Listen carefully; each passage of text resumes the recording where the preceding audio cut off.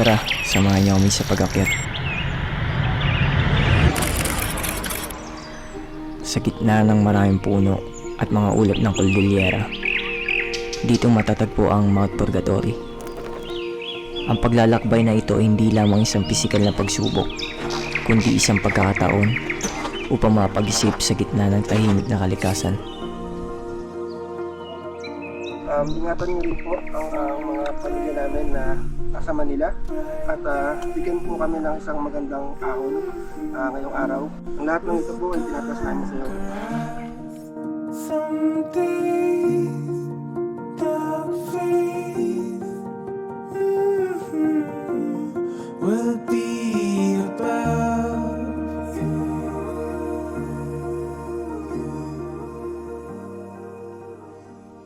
Kilala na ako ni Sir Roy. Ako yung taga-salubong sa inyo sa mga turista ng Mount Purgatory and staff po ng Upper Agno DNR. Sila Sir Roy at saka si Sir, namit nyo na yung mga 3 ethno-linguistic tribe ng Bukod.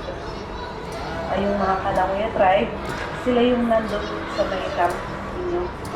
At tapos yung mga Karao people, sila yung nasa exit point, yung kayo sinusundo ng mga sasakyan. And then yung mga Ibaloi people dito sa may munisipyo and sa part na to.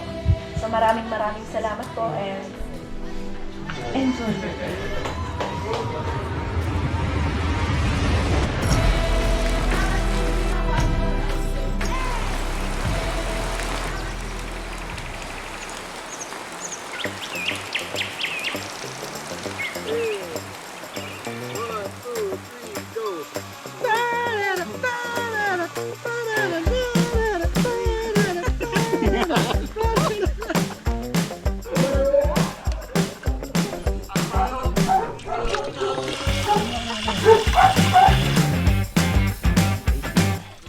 Taste it, Jonathan. Dunk it, Jonathan. Ano nasa son? Nasa alkaline. Okay. Drop. Boys. Yun.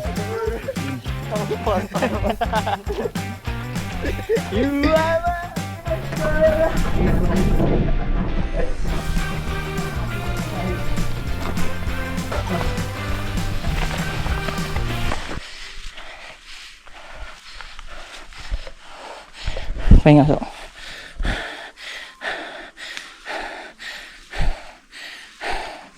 Antok pa. Hilo. Nakantok yung tren. Nakantok. Lahat ng ano yung isang bundok na nakausap ko. Puto nakikipag-usap ka sa bundok?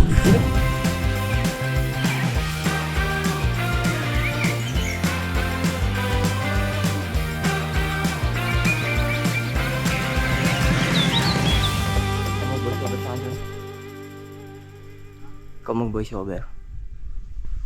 Arat na. Dito tayo ngayon sa Mount Purgatory, kung saan matatagpuan. Ang bundok. Kung pa sa ano?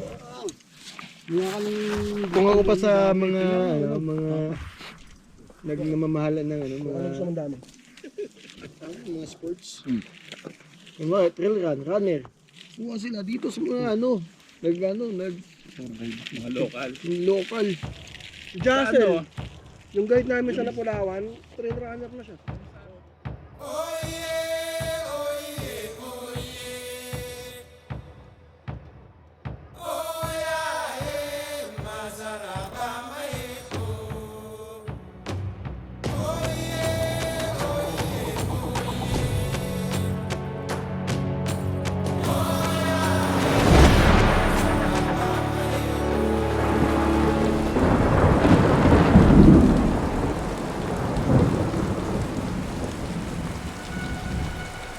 Sa gitna ng ulan, ibang karanasan ang dala sa amin. Puno ng saya at ganda na hindi matutumpasan ng pagod. Sa bawat pagakbang, may kanya-kanyang istorya at kwento. Mga karanasang tanging kayo lang ang makakaintindi.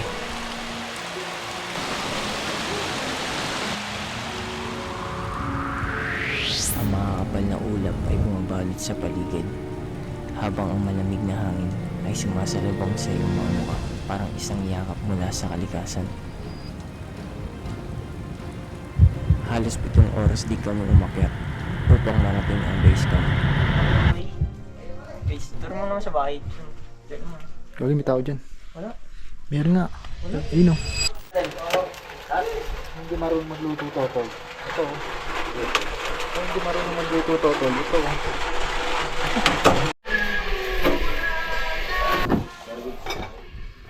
Boss, ano yan, boss? Sinagag. Sigagang. Natapos na rin kami sa aming pagkain at nag-enjoy sa mga sandaling puno ng kwentuhan at tawanan. Dito nga pala matutulog ang mga kasama namin, habang kami ni Jason ay mas pinili namin sa campsite.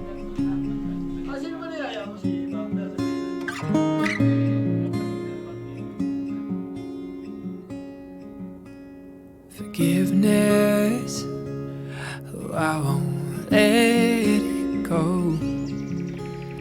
Help my eyes see grace poured out from heaven's throne. And mercy, oh, I can't let it be. Keep my heart wide open as you cover me. And thank you, Jesus. Guys, kausap natin si Ate Rosalinda.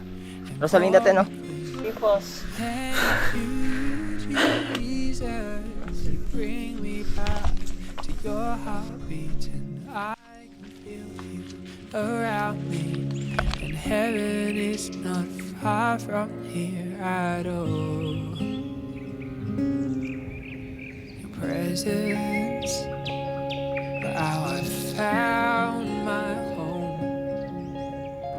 Hearing your heartbeat again, oh, shame is gone. Your guidance is showing me to see. Reside my heart in openness. You've covered me. And thank you, Jesus. You speak to me and call me clean. Thank you, Jesus. You bring me back to your heartbeat, and I can feel you around me. And heaven is not far from here at all. At all. Okay. 1, 2, 3, go. Bitin na. Snake Road. Snake Road.